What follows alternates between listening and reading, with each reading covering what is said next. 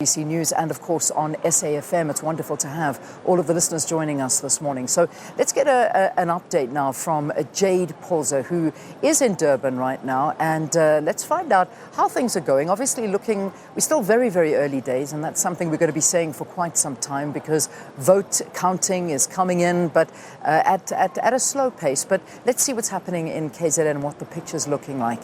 Jayed, good morning to you. A very good morning to you, Leanne. I think many people are looking at KwaZulu-Natal as well, and all eyes on eThekwini Metro.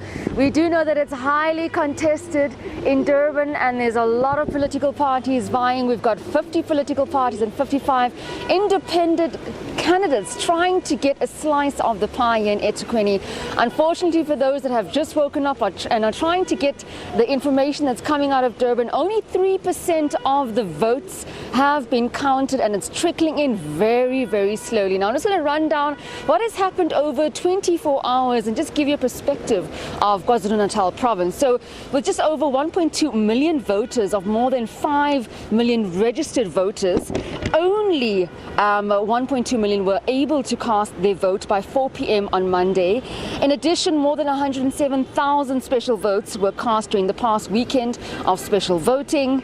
And the IEC says that more votes had to be captured manually, and you would know that's because the IEC device was down. So that saw several of the voting, several disruptions taking place. Only 8% of voting stations managed to open on time yesterday, and we saw that across the province with all the journalists that were covering, myself in Nkandla and Mlondi Khadebe in the Pietermaritzburg area. And then one station in Umzinto could not open yesterday, and that's because the community had closed the roads and they had to use a grader to try and open that road for the community to go and vote. Unfortunately, that took quite a while, so the community were unfortunately unable to vote. Those 8 stations, voting stations in the Camperdown area that were closed, where we saw Bheki Cele also descend on Sunday during the special voting, that did in fact open yesterday, so people were able to go and.